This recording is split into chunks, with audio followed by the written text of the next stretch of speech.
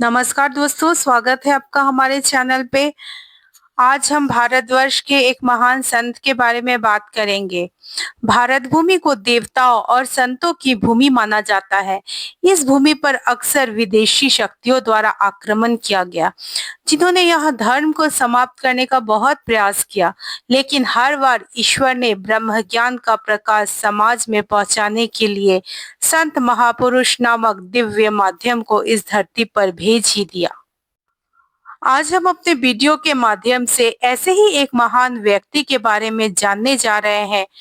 आपने उनका नाम लगातार टीवी या सोशल मीडिया के जरिए जरूर सुना ही होगा।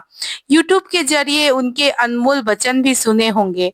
इसीलिए आज हम अपने वीडियो के माध्यम से प्रेमानंद महाराज जी के जीवन का परिचय देने जा रहे हैं।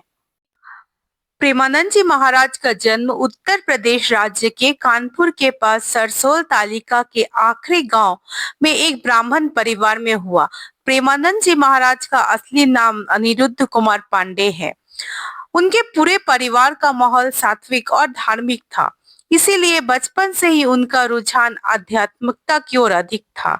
इसीलिए कम उम्र में ही वे अपने परिवार को छोड़कर ब्रह्मचारी रूप में जीवन बिताने का फैसला कर लिया।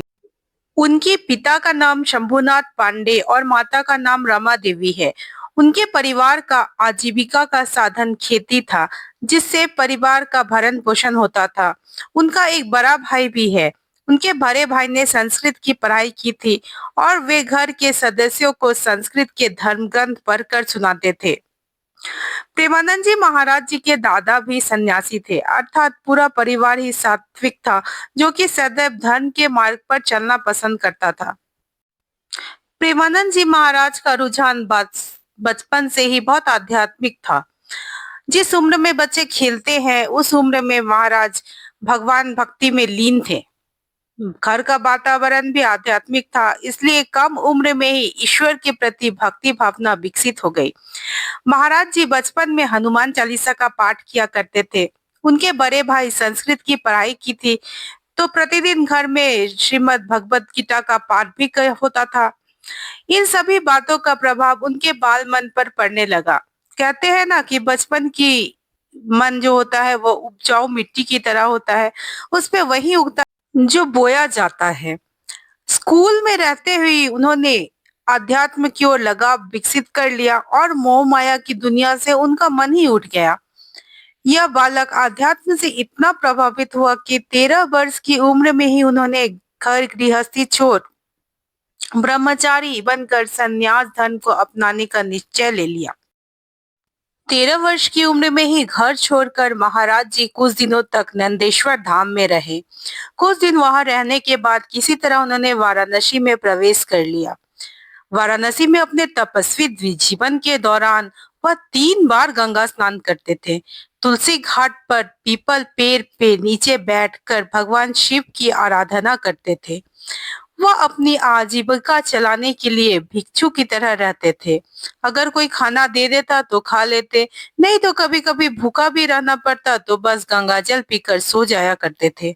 भीषण ठंड हो या भारी बारिश, उन दिनों भी गंगा स्नान करना वो नहीं भूलते थे। उनका यह स्नान करने का नियम था। उस समय जब पहनने के लिए उनके पास भगवा वस्त्र नहीं होते थे, तो शरीर पे बस एक बोरी धारण कर लेते थे, उसी को वस्त्र समझ लेते थे। घर बार छोड़कर महाराज ब्राह्मण धर्म की दीक्षा के लिए इधर उधर घूमते रहे। दीक्षा के बाद अनिरुद्ध पांडे का नाम आनंद स्वरूप ब्रह्मचारी रखा गया। महाराज श्री गौरांगी शरण जी उनके गुरु थे। उन्होंने लगभग 10 वर्ष तक गुरु की सेवा में अपना जीवन व्यतीत किया। एक दिन की बात है, महाराज जी प्रतिदिन की तरह तुलसी घाट पर पीपल वृक्ष के नीचे बैठकर भगवान शंकर का ध्यान कर रहे थे। वो भगवान शंकर के ध्यान में लीन थे। तभी उनके मन में यह विचार आया कि भगवान श्री कृष्ण कैसे होंगे, उनका वृंदावन कैसा होगा। उसके बाद उन्होंने उस विचार को नजरअंदाज कर दिया और अपना ध्यान फिर से शिव जी पर केंद्रित कर दिया। अगले दिन एक अज्ञात महात्मा उनसे मिलने आए।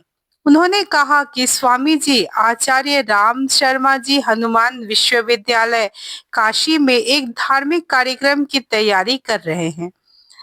इस कार्यक्रम में उन्होंने दिन में चैतन्य लीला और रात में रामलीला कार्यक्रम का आयोजन किया है।